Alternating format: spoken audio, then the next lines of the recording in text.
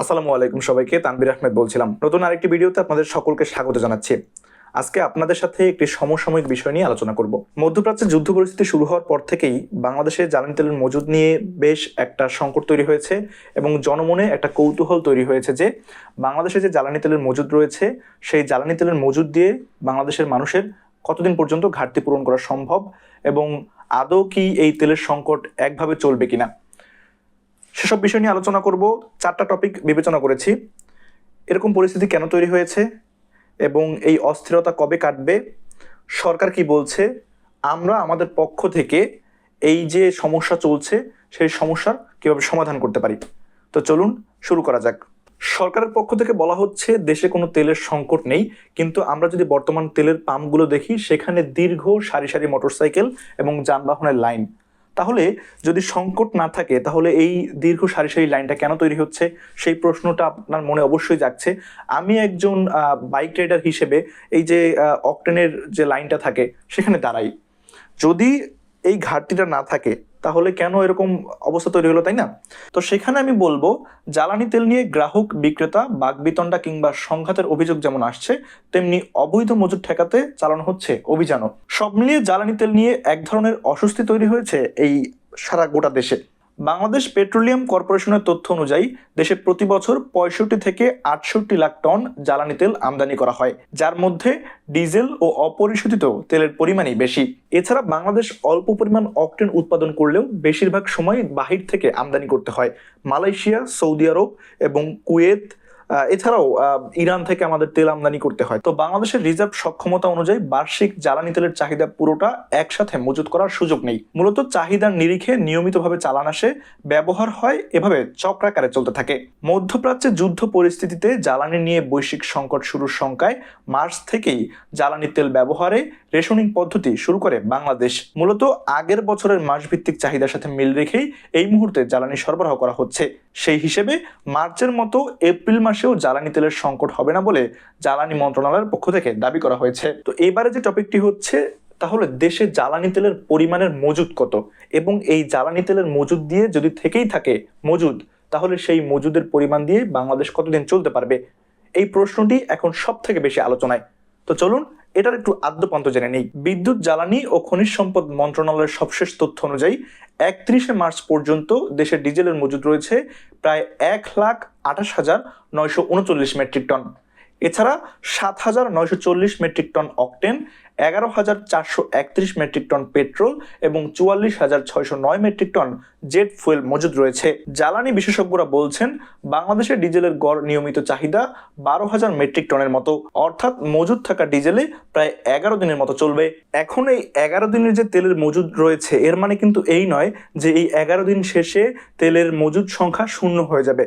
বিষয়টা কিন্তু কোনোভাবেই এমন নয়। যদি বর্তমান প্রেক্ষাপট বলতে চাই তাহলে কিন্তু মালয়েশিয়া থেকে বাংলাদেশ প্রায় 30,000 লিটার তেল আমদানি করেছে এবং ভারত থেকে বাংলাদেশ প্রায় 22,000 লিটার তেল আমদানি করেছে, এমনটি জানিয়েছেন বাংলাদেশ পেট্রোলিয়াম কর্পোরেশন। এছাড়া এই তেল আমদানির ক্ষেত্রে যারা দায়িত্বে রয়েছেন তারা কিন্তু গণমাধ্যমকে জানিয়েছেন যে এপ্রিল মাস পর্যন্ত তেলের কোনো সংকট দেখা দেবে না, অর্থাৎ তারা বর্তমানে মাসিক চুক্তিভিত্তিক তেল আমদানি করছেন। এখানে একটা ঘটনা রয়েছে যে কেন আসলে মাসিক ভিত্তিক তেল আমদানি করতে হচ্ছে।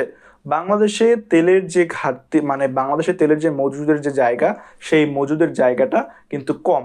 তবে বিশেষজ্ঞদের মতে বলা হয়েছে যে তেলের মজুদের পরিমাণ এমন হওয়া উচিত যেন আগামী 90 দিনের তেলের মজুদের মতো জায়গা আপনার থাকে, কিন্তু সেই মজুদের মতো জায়গা আমাদের দেশে নেই।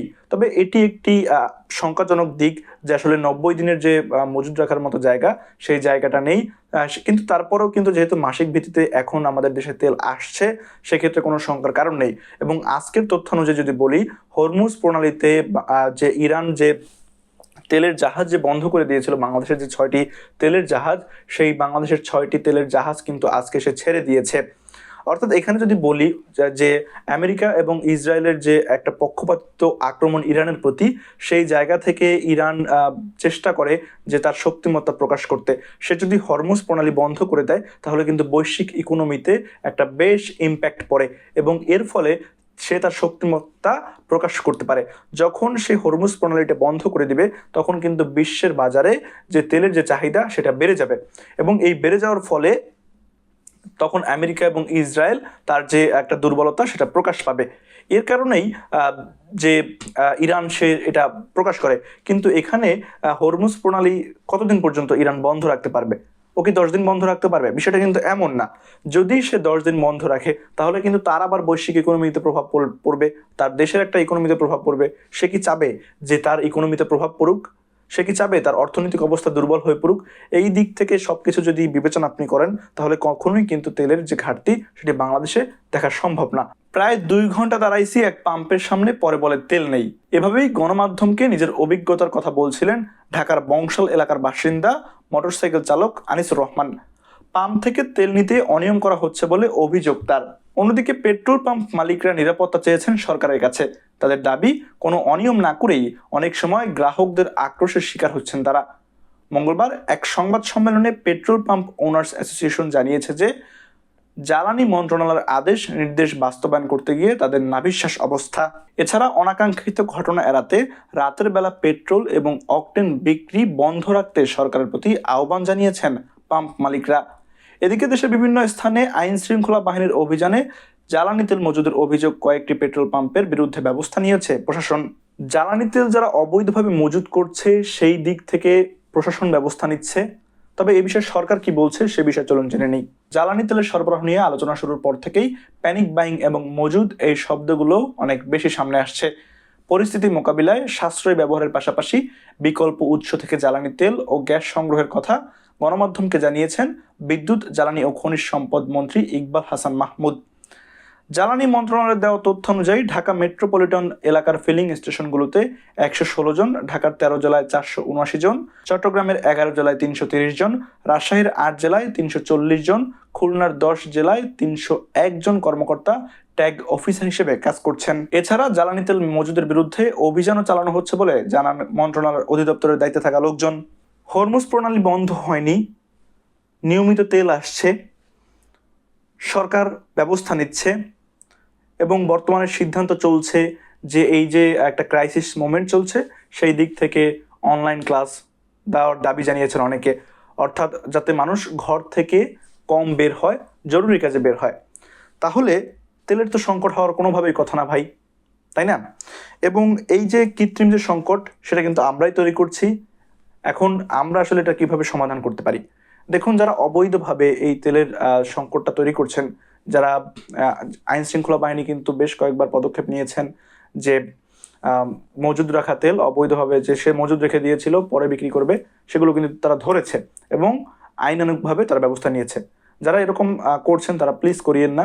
সেই সাথে বলবো, যাদের আগে যারা 500 টাকার তেল নিতেন কিন্তু এখন দেখছেন যে খুব একটা সংকট দেখা দিয়েছে, তাদেরকে বলবো আপনারা অস্থির না হন।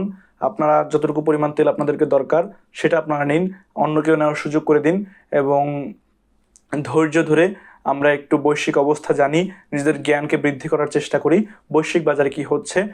এতটুকু তো বলাই যায় যে আগামী এপ্রিল মাসে আসলে তেলের কোনো ঘাটতি হবে না। তাহলে আমরা কেন এই যে এপ্রিল মাসেও আমরা তেলের পাম্পে সেই দীর্ঘ লাইন ধরে দাঁড়িয়ে থাকবো? আমরা এই অস্থিরতা থেকে একটু বের হয়ে আসি এবং এই অস্থিরতা কেটে যাবে সেই দোয়া করি আল্লাহ তাআলার কাছে এবং নিজেদেরকে বোঝাই যে এপ্রিল মাসেও তেমন কোনো অসুবিধা হবে না। তো এই ছিল আসলে আমাদের দিক থেকে সমস্যার সমাধান। সেই সমস্যার সমাধান আমরা করতে পারবো ইনশাআল্লাহ। তো এতক্ষণ যারা ভিডিওটি দেখছেন তাদেরকে সকলকে অসংখ্য ধন্যবাদ। ফ্রেম ইট উইথ তানভীরের সাথে থাকার জন্য ধন্যবাদ, ভালোবাসা। আসসালামু আলাইকুম।